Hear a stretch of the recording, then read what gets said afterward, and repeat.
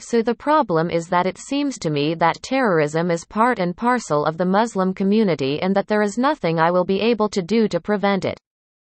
I'm not expecting to solve global terrorism, but even in my backyard, I will never be able to help someone. It seems as though the only way you can interact with Muslims is by encouraging terrorism. Yes, I know terrorism is statistically insignificant, but I refuse to believe that terrorist sympathy in the Muslim community is. When you have the majority of Muslims supporting and defending murdering people for making fun of Islam, saying that this is a sign of high iman, saying that the way to help French Muslims is to teach them to hate France so much that they will leave. How is this not sympathy for terrorism? How is this not encouraging and advocating for terrorism? Where is it? Where are the Muslims that disagree with this? Wallahi, I'm struggling. Where are the Muslims that speak out against terrorism? And no, I'm not talking about the public, when they publicly condemn them because they know if they openly support it they'll get deported. I'm talking about the Muslims when in private with other Muslims. Will you ever hear someone say what the French Muslim terrorists do is bad? Wallahi, you won't. Yuqsimu billah, you will never. You'll only hear, what happened, happened. It was a sign of iman and love for Allah and His Messenger. I genuinely believe that I would have more of an audience if I taught people how to skin random people's tattoos off. Or if I taught them how to make explosives to kill non-Muslims. Is that what Islam is? Is that why Allah sent us deen? To teach us who to hate? To teach us who to kill? That's why the Prophet came.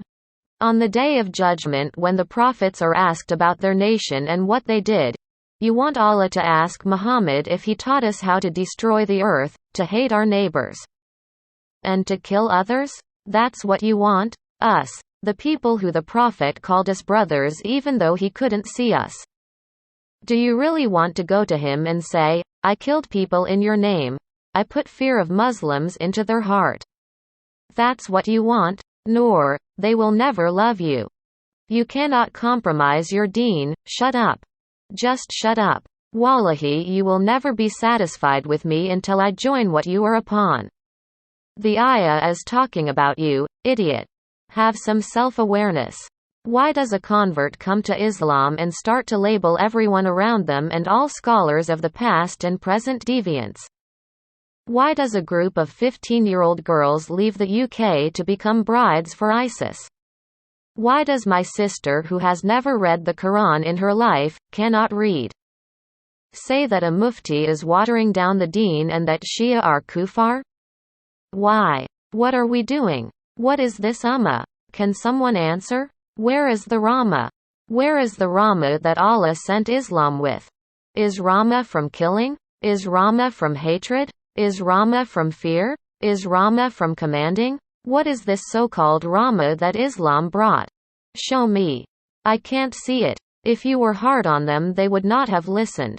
That's the Quran. What do Muslims say? I'm speaking the truth. You like it? Good. You don't like it, I don't care.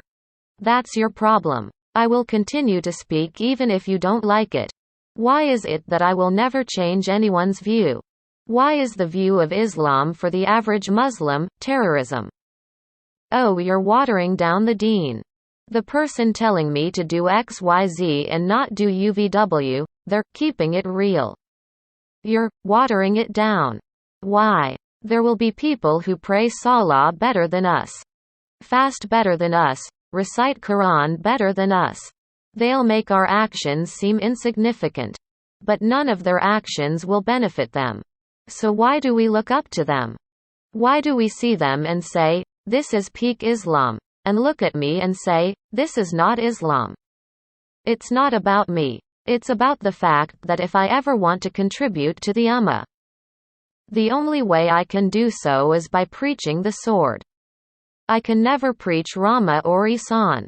No one wants that. Muslims don't want that. They want hatred and destruction. So I'm done. Whether the hadith is authentic or not, or whether or not I'm reading it correctly, doesn't matter. When I read that Muhammad wanted to throw himself off a mountain because he wasn't receiving revelation, I read it as if he feels he is failing his mission. That somehow not receiving revelation is his fault because he's not successful in calling to Islam. I feel that. Unfortunately, I don't have Jibreel to save me. Salam.